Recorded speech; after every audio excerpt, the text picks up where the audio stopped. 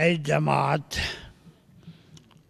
bazı mevzuları kısa kısa anlatmaya çalışacağım. Bu salavat getiriliyor Allah'ıma güzel. Bu Hazreti Mevlana Halid'inden kalmıştır. Mevlana Halid şairdi ve Farisi divani ve bunu inşa etmiş. Bu salavat ondan kalmıştır. Ama insana çok tesir ediyor o nazım, o ses. İnsanı hayrete bırakır.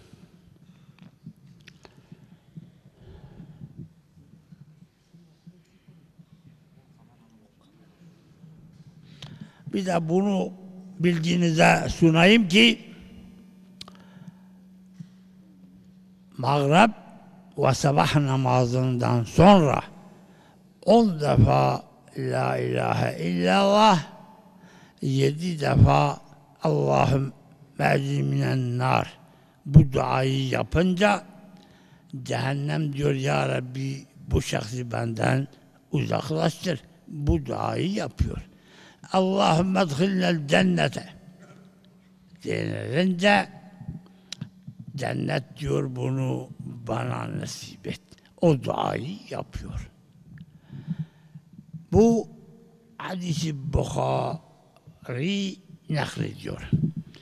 Ben dedemin yazdığı bir mecmuasında bu hadisi gördüm. O da ehemmiyet vermiş ve Şadi Sabti Hazretleri'nin zamanından ve hatta torunlarına varan hepsi bunu söylemişlerdir.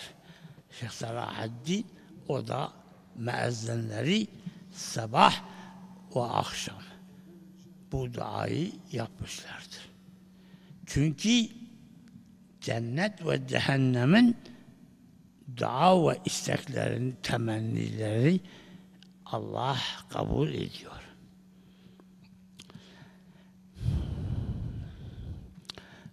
Cenab-ı Hak Teala Hazretleri cennet, cehennem bunu halk etmiş ve bildirmiştir.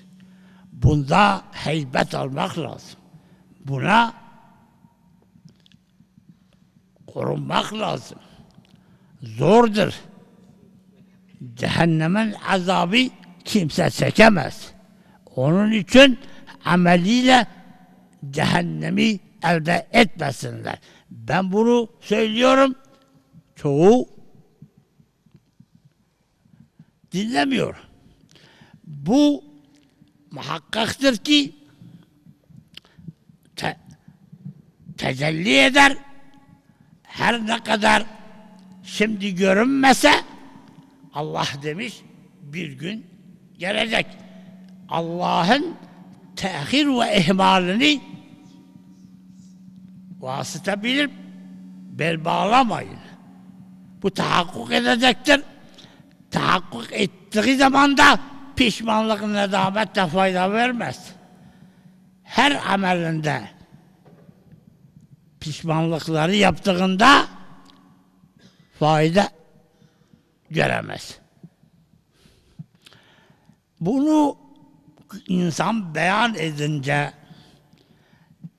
cennet, cehennem insan biliyor. Ama cennete varacak amel ve esbabından mahrumdur.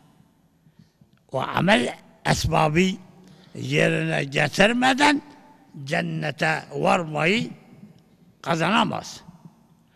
Cehennem var ama cehennem azabından korunmak için yapılan amel, ibadetler,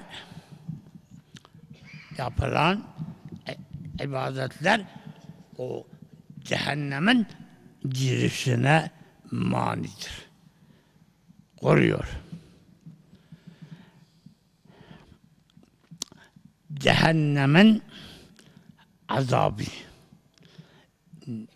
Ne kimse düşünebilir, ne hatıra gelebilir, ne anlayabilir. Böyle bir azap la muazzab, insan kendine şefkat etmesi gerekmektir. Zulm etmeyin nefsinize. Cenab-ı Hak Teala Hazretleri diyor ki, siz zulmettiğinizden dolayı ben sizin temenni ve arzularınızı kabul etmem. Reddediyor. Dünyada kabuldir. Bunu beyan etmiştir. Hatta Hazreti Adem'in halkında o sıra şeytan secde götürmediğinde dergahından atıyor. Şeytan diyor, ben senin kullarını yolundan çıkaracağım. Elimden gelen gayreti göstereceğim. Hiçbir ferdi senin yolunda yürümesini bırakmayacağım, engelleyeceğim. Bu dünya varınca o insanların da ruhi cesette olduğunda bu Arapçanın tercümesidir söylüyorum. Ben onu yoldan çıkarırım. Bunu demiştir illel muhlisun. Ona gücüm yetmez. Onu da söylemiştir. Muhlis olmayanın her ne kadar etse benim tavsiyemden çıkamaz. Bunu gençlere kalbine atıyor. Siz gençseniz zevk-ı sefanızı sürdürün. Ne vakit ihtiyarlaşınca o zaman yapın. Bunu tehir sebebi gösteriyor ki uzatsın, günah daha fazlalaşsın, af imkanı olmaz. Allah diyor, şeytan düşman, onu düşman bilin. Hatta Hazreti Adem o buğday yediğinde de diyor, ben sana demedim mi bundan kendini muhafaza et. Niye kandırıldın? Affedi istiyor. Allah'ın merhamet şefkati affettiriyor. Şeytan diyor ki, ya Rabbi sen beni dergahından attın. Ben insanları yolundan ayırırım. Her ne elimden gücümden gelirse onu yoldan muvaffak kılamam. Buna karşı bakın, Allah'ın şefkat ve merhameti, eğer o insan anladığı zaman ve senden ayrıldığı zaman ben de onu affederim. Bu affa niye itibar edilmesin? Bu vaadi vermiş Allah. Şeytanın o kadar düşmanlığı ve kalplere fitne soktuğu ve Allah'ın yolundan ayrılmasına yaptığı çaba karşısında Allah kusurunu affediyor. Geçmişi affeder, mukabilinde yeniden amel-i salih ile uğraşmasını istiyor. Kusur affedilir. Haktır ki sen ibadet edesin, onu telafi edesin. Gerek sünnet, gerek tesbih, gerek zikir, gerek Kur'an okumak, ne sebep olursa yerine getir. Çünkü seni kusurun affın dolayısıyla şükran nimette bulunmak lazım. وَلَاِنْ شَكَرْتُمْ لَاَزِيدَنَّكُمْ. Eğer şükrü nimette bulunur, Allah bu vaadi de vermiş, ziyade ediyor. Her hususta verdiği nimette karşısında şükrederse o ziyade olur. Her ne ihsan ederse fazla veriyor. İnsan bir iyilik görünce teşekkür ederim diyor. Her insan teşekkür ederim onu belirtiyor. Allah'ın verdiği ihsanatlar karşısında da şükran nimette bulunmak lazım. Bunu terk etmeyip buna devam etmek onu kurtarır ve Allah'ı memnun eder. Allah verdiği mükafatlar karşısında teşekkürü insandan görürse sevinir.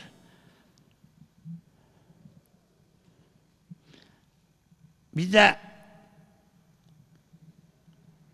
ayette Peygamber Efendimiz'e diyor ki insanlara söyle, buyur, eğer siz beni severseniz emrimi tutun, onu tebliğ et.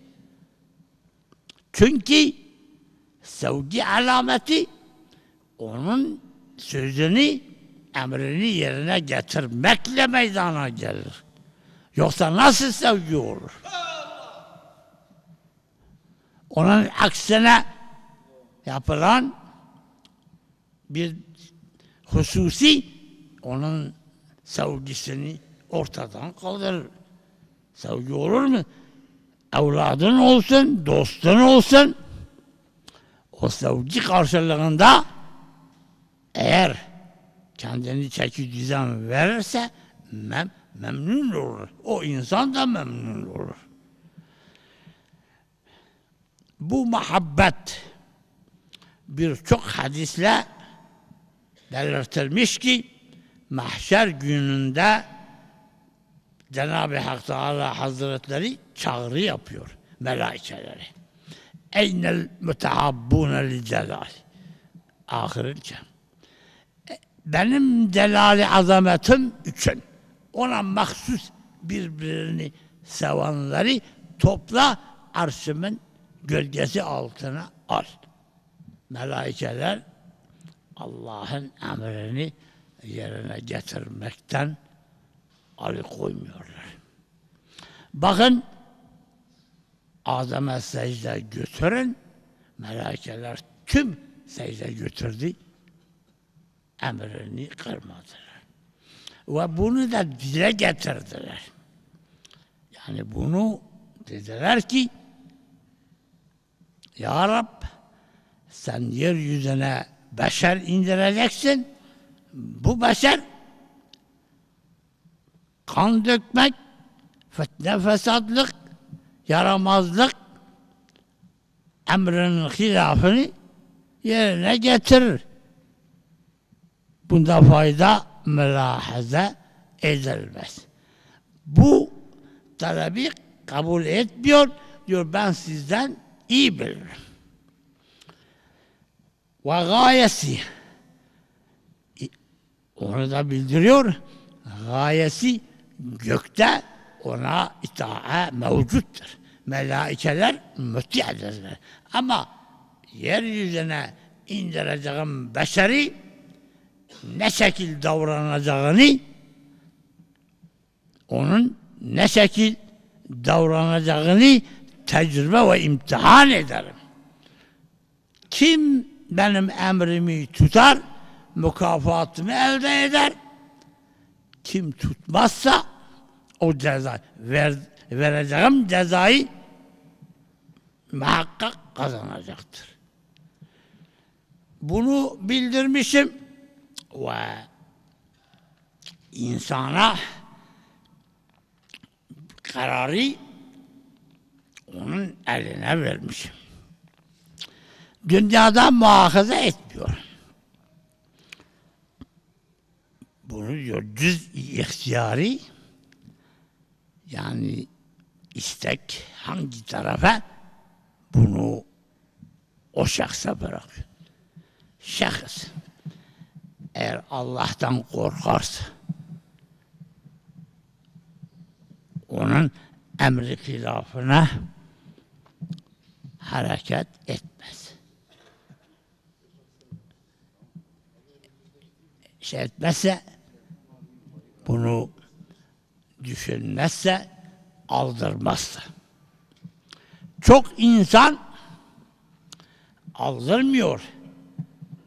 Azabın oluşunu aldırmıyor. Namaz cezasının 29.280 sene belirtilmiş Ruhul Beyan kitabında bunu aldırış etmiyor. Korkmuyor bundan. Allah'tan korkmak lazım. Allah'ın emri ittakullah. Bu emri veriyor. Korkun. Korkun. Eti'ullah ve eti'ur Resul. Bana da müti olun. Peygamberime de müti olun. Peygamberin itaati kendi itaatinden ayırmamıştır. Her ne ayette itaatten bahsetmişse onu da eklemiştir. Onun için bunu aldırış etmek lazım. Bundan ibret ve korkuyla sakınmasını temin etmektir. Azapta kim kurtarır? Hasiret dünya ve ahir. Dünyada götürecek 4 metre kefen. Kabir, hadiste diyor, İmma ravdatun min riyadil cenne ve imma hufretun min huferin niyan. İki şıkkı var. Ya cennet bahçelerinden bir bahçe, bunu elde etmek amel-i salih. İman ettim, bu kafi kelimesi, amel-i salih. Onun için her fert ne yaparsa o yaptığına bel bağlamaz. Allah'ın verdiği nimet karşısında mahcuptur. Bundan utanç bunu kurtaramaz. Onu ne kadar ziyade amel işlersen yüksek derecelere varır. Her ayette amel-i salih işlemesinden bahsetmiş. Bir ayette İnna halaknal insane fi ahseni takvim. Ey insan bilin ki ben insanı en iyi şekilde halk etmişim. Biz bakıyoruz ki hakikaten insandan daha iyi şekilde halk olunan ne hayvan var, ne haşerat var. En iyi şekilde şekli, siması ve kainatın yer, göğün tasarrufu da ona bırakmıştır. Onun inisiyatifindedir. Bunu kullanınca bu kadar ihsan karşısında Allah'ın emrini yerine getirmezse, isyan ederse sonunda cezasını bulacaktır. Ve bunu emrediyor ki de ayetlerde hisse alsın, korusun. Bunu söylüyor. Ölümde ömür uzamasını istiyor, Allah reddediyor. Ben sana verdiğim ömrü Kur'an, hadis açısından değerlenmedin, öğrenmedin, işitmedin, söylendiğinde de kulak vermedin. Af yok. Kötü arkadaşlarla arkadaşlığında pişmaniyeti, bunu da sen dünyada çekinseydin kabul, ama ahirette görüyorsun ki onun tesiriyle azaba maruz, bu senin temenni arzun kabul olunmaz. Bunları belirtiyor. Defterini verince şaşırıyor. Ne defterdi la yugadiru sagireten ve la kebireten illa ahsaha. Büyük günah, küçük hep mukayyettir. Bunu diyor. Şaşırıyor. Fayda vermez. Ve bunun karşısında maruz olduğu cezayı aldığında temennisi benimle şeytan arasında doğu batı mesafesi uzaklığı temenni ediyor. Cenab-ı Hak Teala Hazretleri diyor, sen dünyada ne bu uzaklığını temenni etmedin, yapmadın, ahirette diyor وَلَنْ يَنْفَعَكُمَ الْيَوْمِ. Bugün menfaat vermez. Siz nefsinize zulmettiniz ve müştereksiniz. Ve müştereksiniz gerek şeytan ve gerekse avanları hakkında. Bir de bunu da Allah belirtiyor. Şeytan istiyor ki etba toplasın. Hoşuma gitti. Etba toplasın. Liyekûne min ashabis sair. Cehennem arkadaşı çoğalsın. Arkadaşının çoğalması için gayret yapıyor, topluyor. Bu şeytanı müdafaa her hususta onun gibi davranmayı istiyor. Bu şeytanın çabası, bazı Allah'a inanmayanlar, emrine inanmayanlar, emrini yerine getirmeyenler kendini kurtaramazlar. Zor kurtarabilirler. İmanun billah, imanun bima ca'a min indillah. Allah'a iman eğer tarafından söylenilen ve nesağını tatbik etmezsen bu iman değildir. İman etmemiştir. İman ettiği ne buyurmuşsa, neden sakınmış göstermiş, insanın saadet selameti için, huzur refahı için, geçimi için emirleri vardır. Buna itimat etmeyerek, bel bağlamayarak da bu tabii ki azabı elde eder. Bunu azap ve cehennem mükafatı anlatıldığında çoğu insanlar garip karşılar. Onun için dönmezler.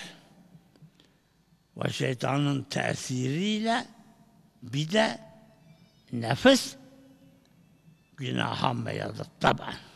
Hevai nefis ve şeytanın avaneleri. İnsanlardan avaneleri var ve o avanelerini topluyor ki cehennem arkadaşı çoğalsın. Bu seçtiği avaneler şeytanın arzusunu insana aşırırlar. Bundan geri kalmazlar. Sizin de malumatınız dahilindedir. O insanlar, o çabaları herkesin malumidir. Bunu bilerek senin düşmanın, senin azap ikaba sebebiyetinden ötürü senin ondan zarar gördüğün, niye onu uzaklaşmıyorsun? Allah diyor, ben bildirdim, bildirmeme karşı alay ettiniz. Değer vermediniz, itibar vermediniz. Ben sizi korunmak emri verdim. Ama bu emri vaktaç pişman olup tövbe edin. Bu şefkat mağfiretini geri kalmıyor. Nitekim peygamberlerin de kusurlarını affetmiştir. Hazreti Adem meselemiş, bu buğdayda yemiş. Sen niye şeytana uydun? İstediği özür karşısında Allah merhamet ve mağfiretiyle affetmiştir. Hazreti Nuh'un evladının kurtarmasını evlat. Bunu Allah diyor, senin gibi değil, sen ne bu temenni yapıyorsun? Kusur, beni affetmezsen ben zarar görenlerden olurum. Her peygamber zamanlarında ha da insan bugün de dönerse bu vaadi veriyor. Kusurlarını affederim diyor. Bunu neyle bildiriyor? Bu ayetten bildiriyor. لَاُكَفِّرَنَّ عَنْكُمْ سَيِّئَاتِكُمْ peşine وَلَاَدْخَلْنَاكُمْ جَنَّاتٍ تَجْرِي مِنْ تَحْتِهَا الْاَنْهَارِ bu vaadi veriyor. Bu vaada inanmak, dört elle sarılmak icap eder. Bu fırsat ele geçmez.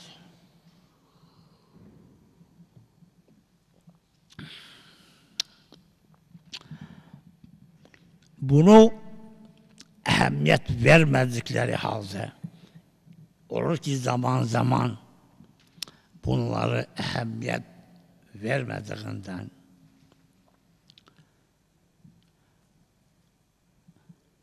onu yerine getirmez. Kendini o yola vermez. Çekinmez.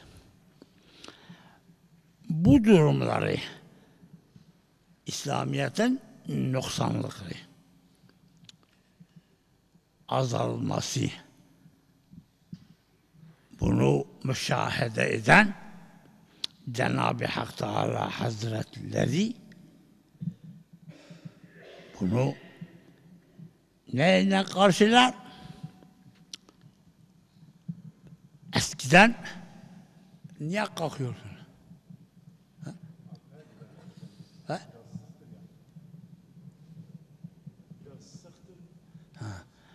Peygamberler vasıtasıyla Hazreti Adem'den Hazreti Muhammed sallallahu aleyhi ve sellem'e varancaya kadar bunu peygamberlerle iletmiştir. O kavm tutmamış, onları dünyada da muahaza etmiştir. Nitekim Firavun Musa meselesi. Bunu Allah bundan geri kalmadığından ve ayette de belirtiyor, hisse al, ibret al.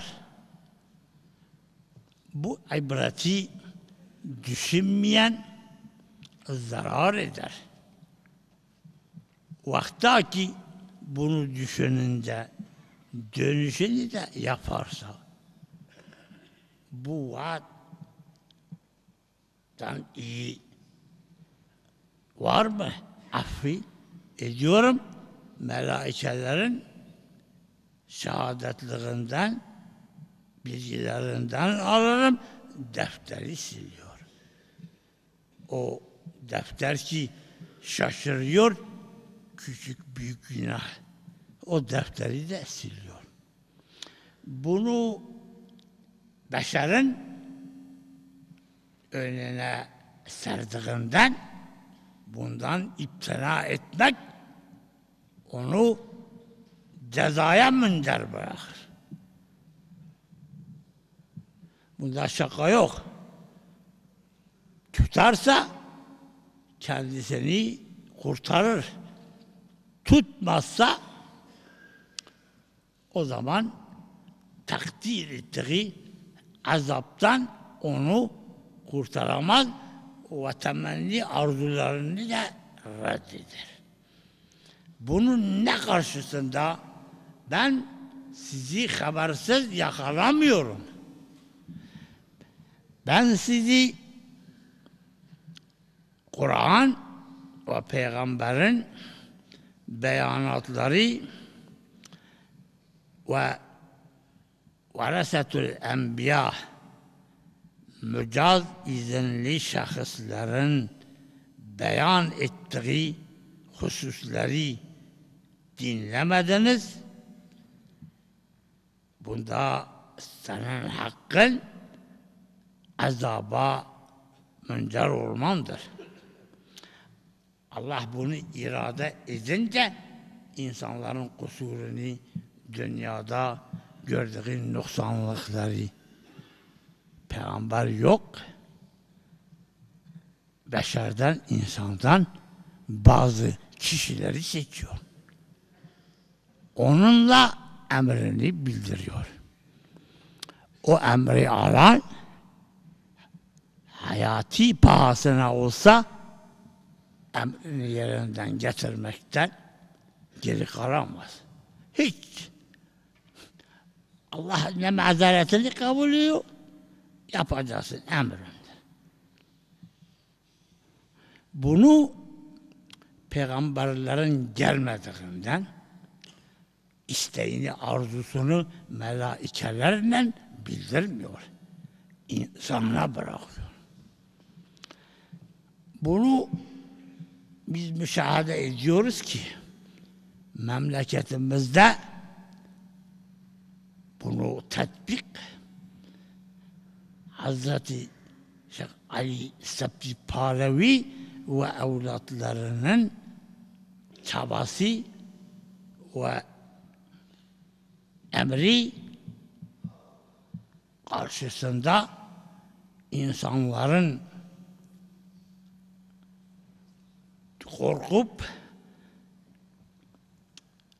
Allah'a dönmesini sağlamışlardır.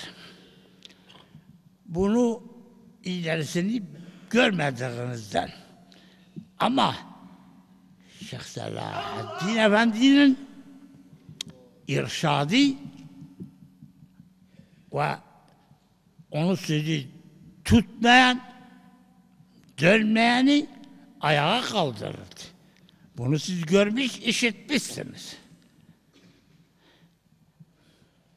Bu manevi keşfi nüfusi herkes yapmamış ve yapamayacaktır. Biz onda gördük. Onun babasından, dedesinden Şali Septi'den tarihle iletilmiştir. Palu'ya geliyor, Karacimşid'in muhalefeti, onun rahatsızlığı karşısında muvaffak oluyor. Onun evladı ve ziyaretçileri mevcut. Karacimşid'in ne ismi ne zürriyeti var. Bunu bazen dünyada icra eder. Bunu da gördük. Şeyh Selahaddin'in kalbini kıranlar belasını bulmuştur. Allah! Memleketimizde görülmüştür. Burada pek emrine muhalefet edenleri işitmedi. Ama memleketimizde ona muhalif edenler elinden gelen çabayı göstermişlerdir. Orada gerek hoca, gerek şeyh aleyhinde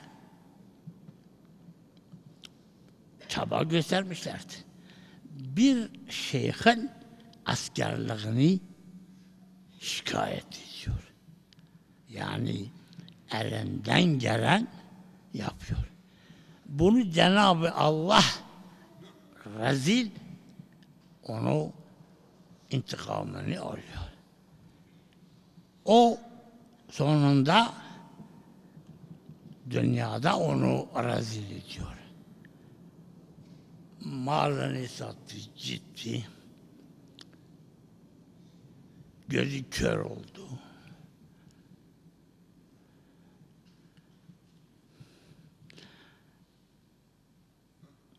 Deniliyor ki